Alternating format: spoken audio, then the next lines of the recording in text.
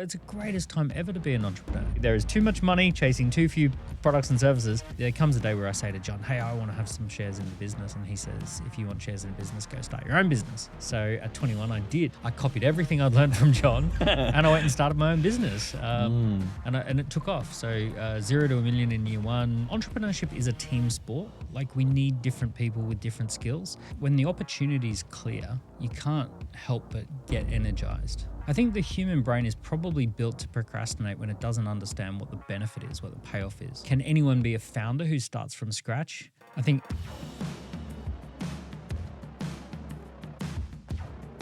if you're enjoying this podcast, can I ask you to do one thing for me?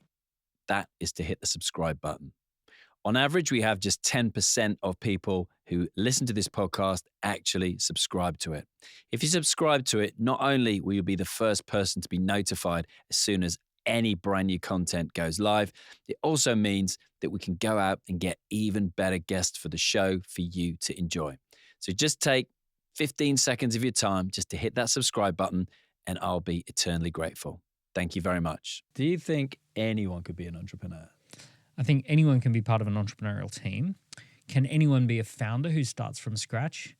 Tends to be harder for some and easier for others based on just the basic nature of what it's like to be a founder. The longer time you've spent in education and in corporate institutions, it tends to be harder to be a founder. I've hired people who've come from phenomenal big businesses and they've done great roles. They really struggle with the idea of starting with a blank piece of paper. Right. But they're entrepreneurial. They're entrepreneurial. They're part of an entrepreneurial team. Yeah. You take my CFO, David. He's an incredibly entrepreneurial person, but he's not a founder in terms of he's not like start with a blank piece of paper. He's very good at scaling through acquisitions, accessing funding, all of those sorts of things.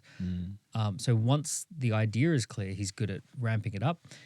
You take some of the other people on my team, they're brilliant on the 2 to 20 million jump, where you're going to go from 12 people to 40 people.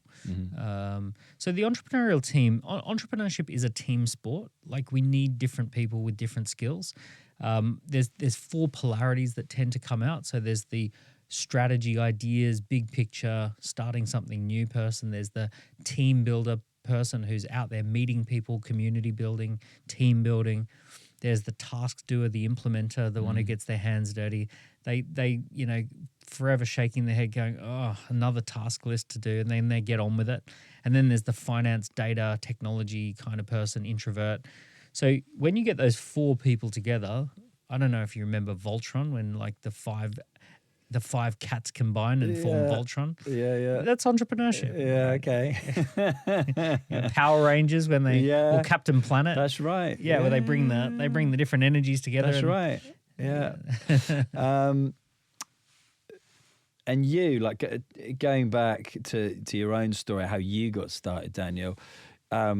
You're one of those kids selling stuff to their friends. That's your first foray into entrepreneurship. Yeah, I worked as a little kid. I worked in this way earlier than you were allowed to work. I worked in a friend's family business, which was called Plaster Magic, and it was basically turn up in a shopping center and there was all these like plaster casts and kids wanted to paint them. Yeah. And basically my job was to get the kids painting and get them to choose a plaster cast and collect the money and do all that. So I must have been 12 or 13 and I'm working in this friend's business. And then I got a job at McDonald's and I start learning about business. And, we were 14, 15, 16 years old running a multi-million-dollar restaurant.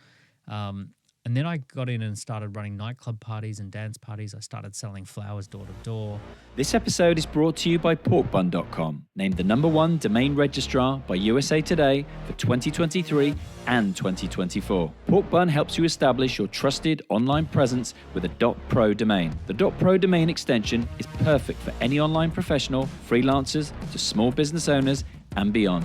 Show off your skills and provide instant credibility to your online portfolio. Every domain from Porkbun comes with free features like Whois Privacy, SSL certificates, web and email hosting trials, and more. After all, Why pay for things that should be free? With a simple user interface, you can manage everything about your domain from one place. Plus, it all comes back by personalized 5-star support 365 days a year. So get ready to level up your professional online presence and grab a .pro domain for only $1 for the first year at Pork Bun for a limited time. Just go to porkbun.com/screwitjustdoit24. The link is in the show notes section of this episode. Just click the link that says porkbun.com/screwitjustdoit24.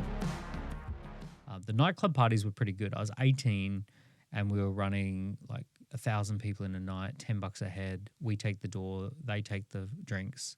So I could make 10 grand in a night. Wow. Which was pretty awesome. Especially at that age. It's Yeah. awesome anyway, but And yeah. I mean, it was just good fun. Right? Yeah. It was like, I mean, king of the kids, fashion parades and all that sort of stuff. So at 18, I was doing those sorts of things. So how come you then decided to go to uni if you kind of had that taste? I was of, doing the nightclub parties at uni. Okay. But what was crushing was I went back to my university classes and I'm doing a degree in, it was called enterprise management. And it was sold as if you want to be an entrepreneur or small business, part of the small business landscape, you could do an enterprise management degree. So I'm thinking, oh, this is going to be great. We're going to meet actual entrepreneurs and all this sort of stuff. And I go back and I talk to the non-entrepreneur people teaching us. And they're all like, "Oh, what's it like running a nightclub party? And how did you do it?" Right? Yeah. So I'm sitting there thinking, "Wait a second, why am I teaching the? I'm meant to be." Yeah, I'm not learning. Yeah.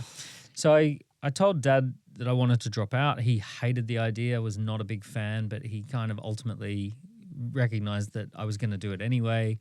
He introduced me to this guy called John, who he kind of knew through a friend of his friend. And John was basically in startup mode. He was going to be starting a business. So the thing with John was like, no business name, no business bank account. I turn up at his house, beautiful big house. He's been an entrepreneur before and he's got 3 kids and he's got an amazing home office. And I'm like, wow, this would be cool, right? To see what a real entrepreneur does to start a business. So what was meant to be a half-hour chat turned into a 3-hour chat. He put me on the team as person number 3. And we literally had to come up with a name for the business. We had to come up with our first campaign, our launch campaigns. It's brilliant. Yeah. So it was great training. basically an entrepreneur apprenticeship. And was that the one that ultimately led you to starting your first business? Yeah, so from 19 to 21, I worked for John, and it's pretty explosive. We go from 0 to 60 people. We go from a beachfront house to an inner city Melbourne office. We launch in Brisbane, Sydney, and Melbourne. I launch regional cities for John, so I'm doing Bendigo, Ballarat, Geelong, Hobart, Cairns. So I'm flying around these regional cities, launching the business in those cities. And this all just this is intense 2 years, like nonstop. In your early 20s? Yeah, 19 to 21. 19 to 21, wow, okay.